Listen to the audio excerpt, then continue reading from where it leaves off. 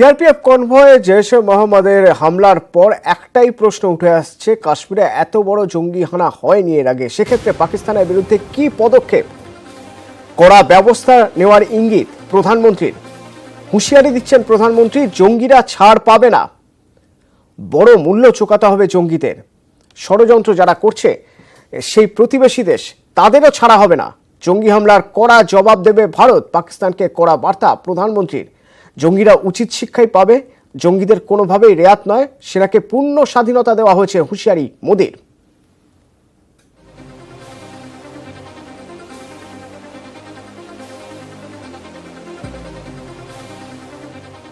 इस हमले की वजह से देश में जितना आक्रोश है, लोगों का खून खौल रहा है, ये मैं भली भांति समझ पा रहा हूं। इस समय जो देश की अपेक्षाएं हैं, कुछ कर गुजरने की भावनाएं हैं, वो भी स्वाभाविक है। हमारे सुरक्षा बलों को पूर्ण स्वतंत्रता दे दी गई है। हमें अपने सैनिकों के शौर्य पर, उनकी बहादुरी पर पूरा भरोसा है। मुझे पूरा भरोसा है कि देशभक्ति के रंग में रंगे लोग सही जानकारियां भी हमारी एजेंसियों तक पहुंचाएंगे, ताकि आतंक को कुचलने में हमारी लड़ाई और तेज हो सके।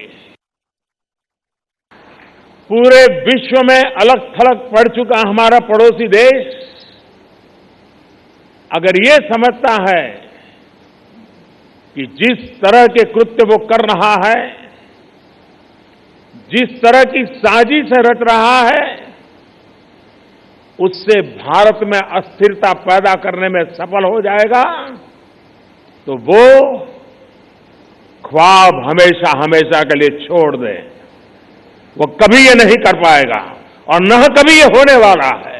बड़ी आर्थिक बहाली के दौर से गुजर रहे हमारे पड़ोसी देश को ये भी लगता है वो ऐसी तबाही मचाकर भारत को बदहाल कर सकता है,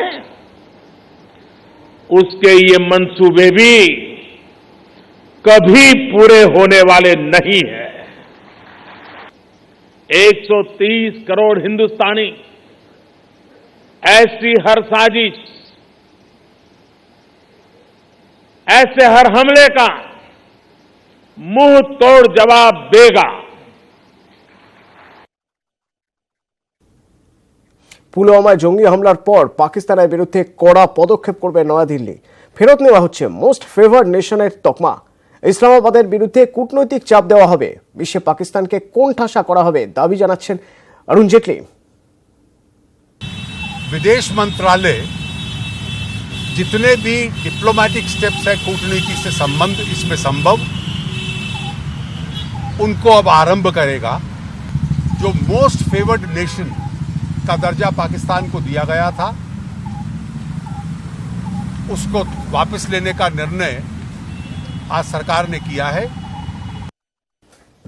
জঙ্গি হামলার কড়া নিন্দা করেছেন রাহুল গান্ধী। জঙ্গিদের লক্ষ্য দেশকে দুভাগ করা, কিন্তু তাদের সেই লক্ষ্য কখনোই পূরণ হবে না। সেনা ও সরকারের পাশে রয়েছে বিরোধীরা। মন্তব্য কংগ্রেস সভাপতির। আগামী কয়েকদিন রাজনৈতিক কর্মসূচি বাতিল রাখল কংগ্রেস।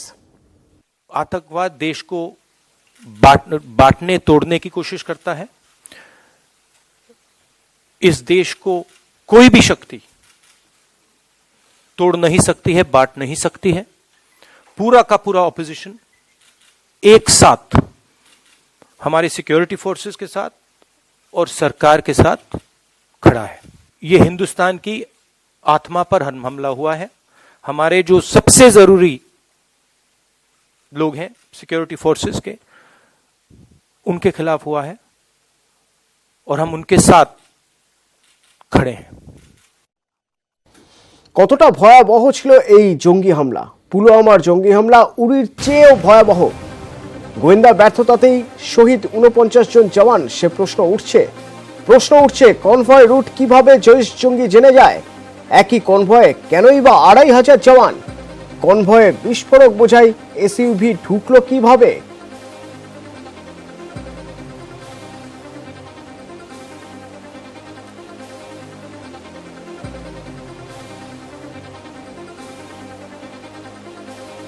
আমরা এই বিষয়ে কথা বলেছিলাম আউটলুক ম্যাগাজিনের ফরেন এডিটর প্রণয় শর্মার সঙ্গে। ইলেকশন ফেস করছি কয়েক মাসের মধ্যে, সেখানটায় অন্যান্যরাও দেখতে চাইছে যে এই সরকার, প্রধানমন্ত্রী যার একটা টাফ ইমেজ রয়েছে, সে এই ধরনের একটা ঘটনায় কি ধরনের স্ট্যান্ড নেয়। সুতরাং সেটা একদিক থেকে এক্সপেক্টেড। উনি যেটা বললেন, ভারত এখন কি কি করতে পারে, আমার মনে হয় যে এখন বিভিন্ন যারা পাকিস্তানের সঙ্গে যাদের উপর লেভারেজ রয়েছে, যে দেশ, তাদের সঙ্গে সেটাকে বোঝানোর যে এইটা গেলে পরে কোন একটা জায়গা, এমন একটা পরিস্থিতি সৃষ্টি হবে যেখানটায় হয়তো আমাদের একটা মানে এমন একটা জায়গায় পৌঁছে দেবে যেটা চাই না আমরা, যেটা একটা মানে যুদ্ধ যদি ঘটে, আবার একটা আমাদের যদি একটা স্ট্রং মিলিটারি অ্যাকশন নিতে হয়, সেটা কোথায় গিয়ে পৌঁছবে সেটা কেউ জানে না। সুতরাং সেখানটা তারা যাতে তাদের লিভারেজ গুলো ইউজ করে, এটা ডিপ্লোম্যাটিক ভাবে চাপ দেওয়ার চেষ্টা করবে আরো পাকিস্তানের উপর। সুতরাং এটা আমাদের দেখতে হবে যে আগামী দিনে কি পদক্ষেপ নেয়, কিন্তু অপশনস খুব বেশি নেই সরকারের কাছে। জঙ্গি হামলায় শহীদ নদিয়ার সুদীপ বিশ্বাস। নিহত সিআরপিএফ জওয়ান সুদীপ বিশ্বাসের বাড়ি পলাশীপাড়ার হাঁসপুকুরিয়ায়।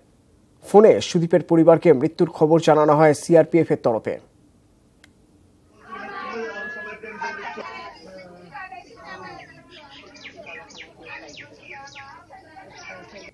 সকাল 9টার সময় খবরটা আসে যেরকম সুদীপ বিশ্বাস নামে যে এই ছেলেটা কাশ্মীর থেকে, জম্মু থেকে কাশ্মীরে যাচ্ছিল, তো বোম বিস্ফোরণে মারা যায়, শহীদ হয়ে যায়। খবর পাচ্ছি যে না, ছেলেটা এরকম মারা গেছে সুদীপ।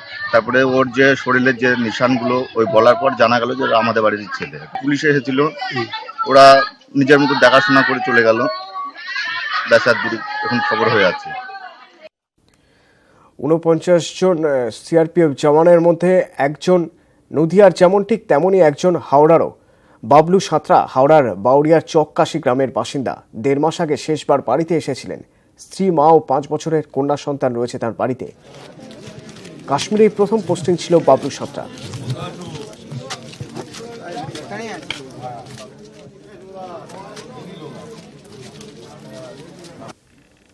চাকরি হলো, যা যেতে চাইলো, কি করবে, সংসার বাঁচাতে হবে। বাবলু কি করতো সংসার? এই সেনাবাহিনীতে যোগ দেওয়ার আগে বাবলু অনেক লড়াই করতো, পড়াশোনা করতো, ঠাকুমার সঙ্গে মাছ বিক্রি করতো, করতে করতে তবে ওর চাকরি এসে গেছিল, চাকরিতে গেল। শেষ কখন কথা হয় বাবলুর সাথে? তারপর সেই পরশু দিনকে কথা হয়েছে। কি বলেছিল বাবলু? বললো, মা স্কুলের গাড়িতে মেয়ে আসছে, নামিয়ে নাও, মেয়েকে খেতে দাও, আর তুমি কিছু। সরাসরি এই মুহূর্তে উত্তরপ্রদেশের ঝাঁসিতে নজর রাখা যাক, সেখানে রয়েছেন প্রধানমন্ত্রী নরেন্দ্র মোদী। अपने आप बुंदेलखंड से एक विशेष स्नेह से भी मुझे जोड़ देती है। बुंदेलखंड ने राष्ट्रभक्ति से लेकर देश की आस्था तक हर पल एक नई ऊंचाई देने वाली ये धरती है। मुझे याद है कि जब मैं पहले आपके बीच आया था, तब आपसे वादा किया था कि जो स्नेह आप मुझे दे रहे हैं उसको मैं ब्याज समेत लौटाऊंगा।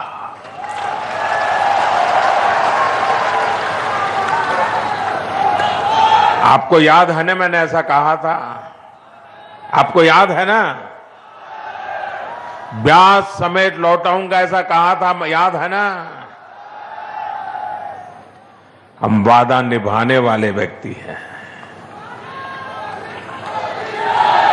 इरादे लेकर के निकलते हैं, इरादे पूरे करके रुकते हैं। बीते 4.5 वर्ष से केंद्र सरकार इस काम में निरंतर जुटी हुई है और यहां भाजपा सरकार बनने के बाद विकास की गति योगी जी के नेतृत्व में राज्य की उनकी पूरी टीम ने विकास की गति को और तेज कर दिया है। साथियों, विकास की पंचधारा यानी बच्चों की पढ़ाई, युवा को कमाई, बुजुर्गों को दवाई, किसानों को सिंचाई और जन जन की सुनवाई के लिए भाजपा की सरकारें काम कर रही है। इसी लक्ष्य पर आगे बढ़ते हुए अभी अभी हमने बुंदेलखंड और यूपी के विकास से जुड़े लगभग 20,000 करोड़ रुपए के विकास कार्यों का शिलान्यास और लोकार्पण किया है। इसमें सुरक्षा, रोजगार, रेल, बिजली, पानी ऐसे अनेक प्रोजेक्ट जुड़े हुए हैं। भाइयों और बहनों, अब बुंदेलखंड को देश की सुरक्षा और विकास का कॉरिडोर बनाने का अभियान शुरू हो चुका है। झांसी से आगरा तक बन रहा ये डिफेंस कॉरिडोर देश को सशक्त करने के साथ ही बुंदेलखंड और उत्तर प्रदेश के युवाओं को रोजगार के नए अवसर भी उपलब्ध कराने वाला है। देश और दुनिया के बड़े बड़े निवेशकों ने यहां उद्योग लगाने के लिए रुचि दिखाई है। मुझे बताया गया है कि लगभग 4,000 करोड़ रुपए के समझौते हो भी चुके हैं। इस डिफेंस कॉरिडोर में रक्षा और सुरक्षा का सामान, उसके निर्माण करने वाली देश की बड़ी बड़ी सरकारी कंपनियों के साथ साथ विदेशी कंपनियां भी उद्योग लगाएंगी। भाइयों और बहनों, जब बड़े उद्योग लगते हैं तब उनके आसपास छोटे उद्योगों का भी विकास होता है। एक पूरा इकोसिस्टम, एक पूरा वातावरण तैयार होता है। झांसी और आसपास के क्षेत्रों में जो छोटे और मझले उद्योग हैं, उनको इस कॉरिडोर से बहुत बड़ा लाभ होने वाला है। इस कॉरिडोर से यहां के लाखों युवाओं को सीधा रोजगार मिलेगा। इतना ही नहीं, यहां के नौजवानों का कौशल कैसे बढ़े, स्किल डेवलपमेंट कैसे हो, कौशल विकास भी यहां आने वाली कंपनियां करेगी ताकि उनको इस काम के लिए कौशल्य की महारत हासिल हो और वे अपने ही गांव में रह करके रोजी रोटी भर कमा सके, उनको यहां से जाना न पड़े। मैं तो गुजरात में रहता था, शायद ही बुंदेलखंड का कोई ब्लॉक ऐसा होगा कि जहां के लोग गुजरात में हमारे यहां न रहते हो। मैं भली भांति परिचित रहा हूं आप लोगों से, और जिन लोगों ने कभी सोचा भी नहीं होगा कि बुंदेल के लाखों युवाओं को सीधा रोजगार मिलेगा। इतना ही नहीं, यहां के नौजवानों का कौशल कैसे बढ़े, स्किल डेवलपमेंट कैसे हो, कौशल विकास भी यहां आने वाली कंपनियां करेगी ताकि उनको इस काम के लिए कौशल्य की महारत हासिल हो और वे अपने ही गांव में रह करके रोजी रोटी भर कमा सके। उनको यहां से जाना न पड़े। मैं तो गुजरात में रहता था, शायद ही बुंदेलखंड का कोई ब्लॉक ऐसा होगा कि जहां के लोग गुजरात में हमारे यहां न रहते हो। मैं भली भांति परिचित रहा हूं आप लोगों से। और जिन लोगों ने कभी सोचा भी नहीं होगा कि बुंदेलखंड जैसा क्षेत्र भी औद्योगिक विकास का केंद्र बन सकता है, मैं आपको अपना अनुभव बताना चाहता हूं। गुजरात के अंदर पाकिस्तान की सीमा पर रेगिस्तान जैसा एक हमारा कच्छ जिला है, बड़ा जिला है। कोई अफसर उसको वहां नौकरी करने के लिए जाने को तैयार नहीं, लोग भी वहां रहने को तैयार नहीं। पॉपुलेशन का भी माइनस ग्रोथ होता था, जनसंख्या बढ़ने के बजाय कम होती थी, क्योंकि न पानी था, न रोजी रोटी की संभावना थी। लेकिन 2001 के भूकंप के बाद मुझे वहां मुख्यमंत्री के नाते कार्य की जिम्मेवारी आई मेरे सर पे।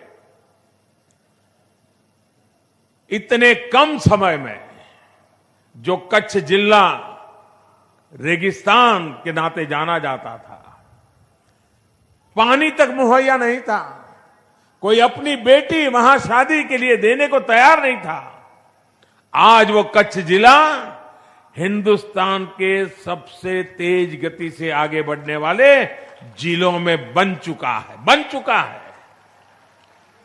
जो मैंने अपनी आंखों से देखा है, कच्छ को विकसता हुआ अपनी आंखों के सामने देखा है, मैं आज कल्पना कर सकता हूं ये बुंदेलखंड वैसा ही बन के रहेगा।